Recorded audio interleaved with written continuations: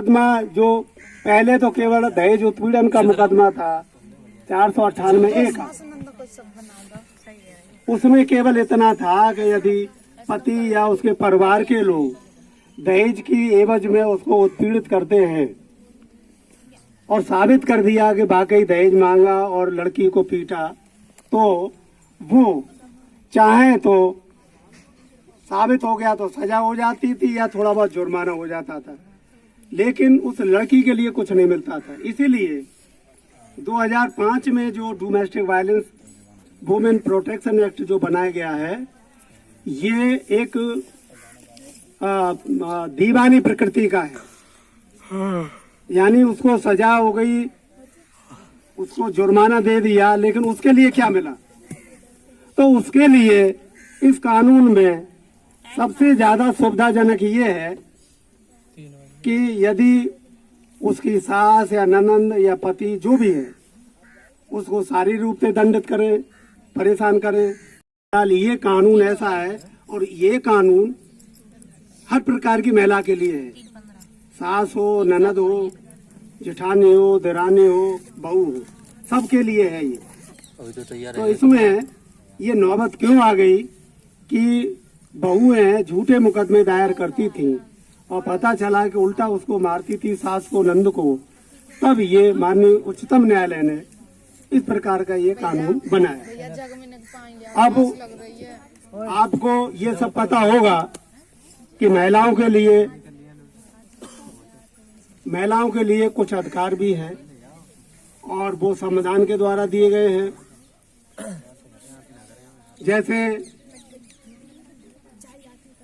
पहले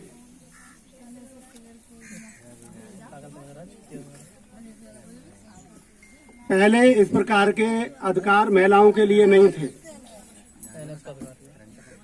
संविधान जब से बना है, जब तक महिलाओं को भी मनुष्य के बराबर समान अधिकार दिए गए हैं। यदि वो वेतन एक ही रैंक में पाएगी तो समान वेतन मिलेगा। इसके अलावा कन्या भ्रूण हत्या का कानून बन गया है, ये भी अधिकार दिया गया है।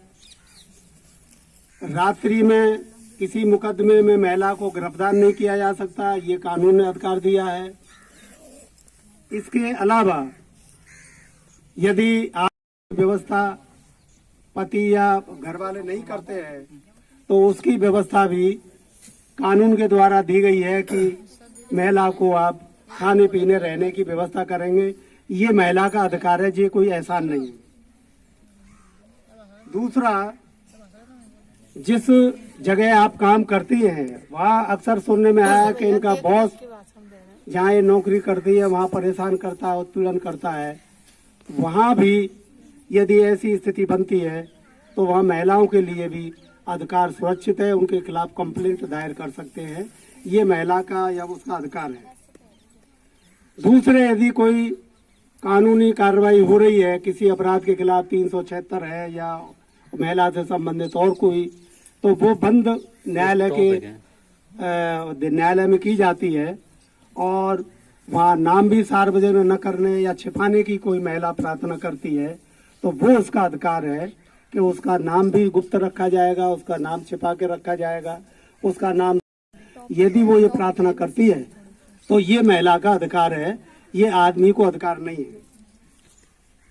इसके अलावा जो आदमी को अधिकार नहीं है वो मैटरनिटी का लाभ जो है, यदि वो माता बनती है तो 6 सप्ताह या परिवर्तन होता रहता है, उसको बिना वेतन काटे हुए अवकाश लेने का अधिकार है, ये महिला को ही प्राप्त है। ये भी महिलाओं को अधिकार दिया गया है। इसके अलावा यदि कोई महिला इस टाइप की है कि मुकदमा लड़ रही है, उस पर मुकदमा लड़ने के लिए पैसा नहीं है, तो कोर्ट में जहां मुकदमा चल रहा है वहां पर एक कानूनी सहायता एक अलग से समिति बनी होती है। वहां एप्लीकेशन देंगी तो मुफ्त कानूनी सहायता यानी फ्री फीस का वकील में देने का प्रावधान है और वो जो है केवल महिलाओं और इसके अलावा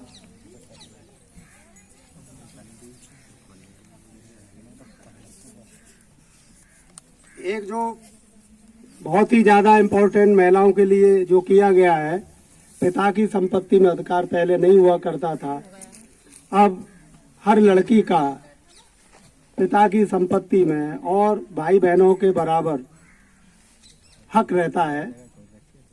और ये पहले नहीं था, ये अभी कानून नए बने हैं।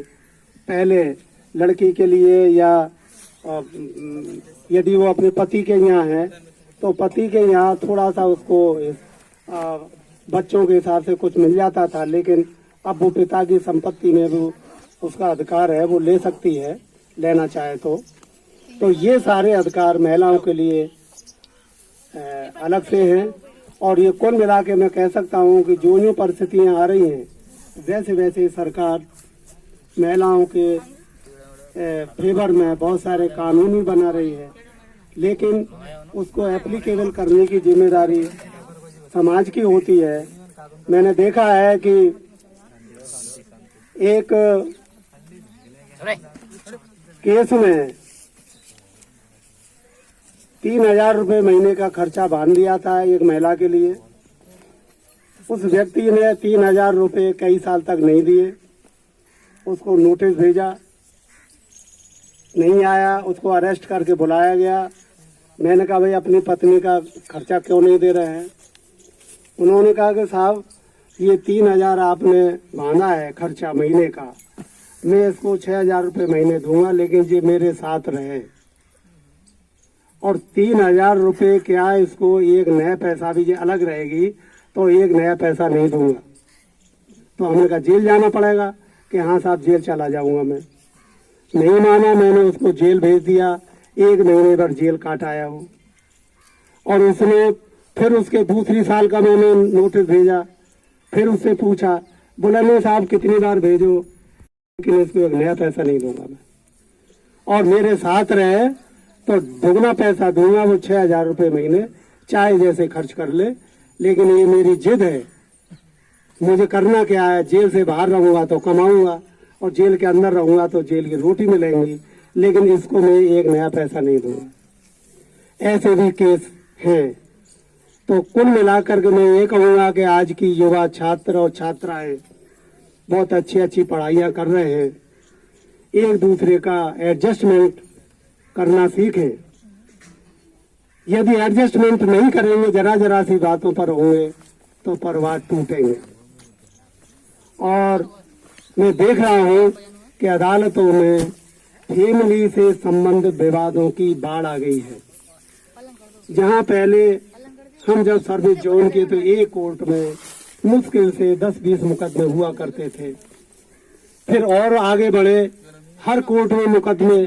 और अब हालत ये है कि डिस्ट्रिक्ट जज रैंक के 3-3 जज बैठते हैं पूरे जिले के मुकदमों को करने के लिए, लेकिन वो समाप्त होने में नहीं आ रहे हैं, बल्कि वो परेशान हो जाते हैं। जब तो ऊपर एक मुकदमा सुनते हैं तो नीचे पता चला कि ससुराल वालों ने लड़के की जूतों से पिटाई कर दी और लड़के वालों ने लड़की की पिटाई कर दी, और फिर झगड़ा होते होते कोर्ट में आ गया, और फिर वो जज साहब जिस मुकदमे में लगे हुए थे उस छोड़ करके उनको समझाने में लग गए।